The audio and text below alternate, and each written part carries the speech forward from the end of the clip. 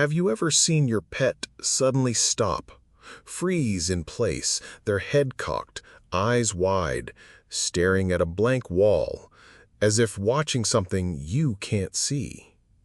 It's a moment that sends a shiver down the spine. Welcome to EnfinityCast, where we stare back into the void. I'm your host, Vesper Thorne. Tonight, we're looking at those moments, magnified to a global scale. We're talking about oracle pets, the animals that seem to predict disasters. And here to help me listen to the silence is my co-host, Kale Sparks. Kale, welcome. Thanks, Vesper. It's a chilling topic. There's nothing more primal than the idea that the animals we share our homes with know something we don't, that they can sense a doom approaching on the horizon. And these aren't just isolated anecdotes.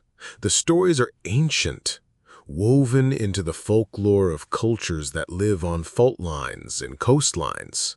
But the most compelling evidence is terrifyingly modern. Kale, take us to 2004. December 26, 2004. The Indian Ocean earthquake and tsunami, one of the deadliest disasters in recorded history. In the minutes and hours before the wave hit, something strange happened. Eyewitnesses reported elephants screaming and running for higher ground. Flamingos abandoned their low-lying breeding areas. Zoo animals refused to come out of their shelters. Wildlife officials in Sri Lanka reported, with astonishment, that despite the massive loss of human life, they found almost no dead animals. It's as if they knew. They listened to a warning we couldn't hear. It's a pattern that repeats.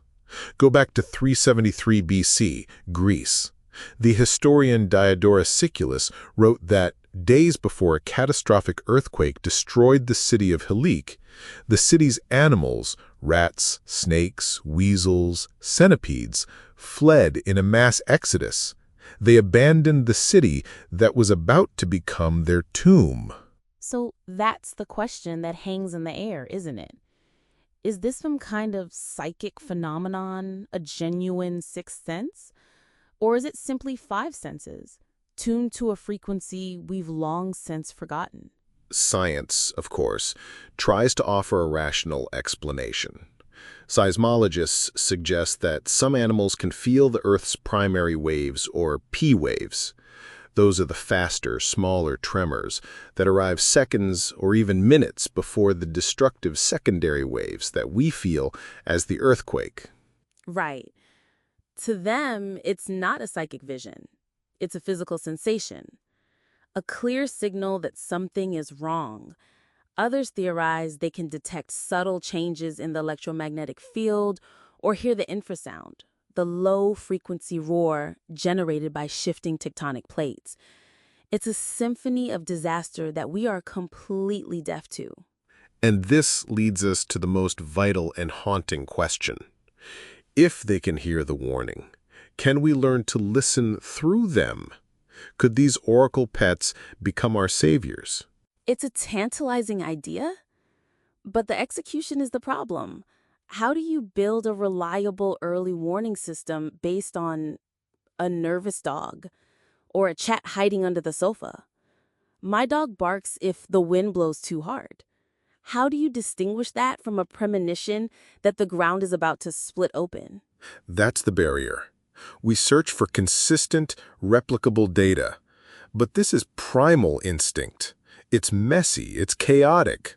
Perhaps we become too civilized, too disconnected from the planet we live on. We built our world of concrete and data, and in the process, we went deaf. Maybe we're looking for the wrong thing.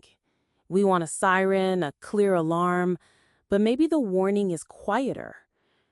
Maybe it's in the birds that suddenly fall silent, or the unexplainable panic of a herd of deer. So, the next time your world goes quiet and your pet stares into the corner of the room, watch them. Listen. They might be hearing a whisper from the deep earth, a message carried on a frequency of fear. And that message might be the only warning you get.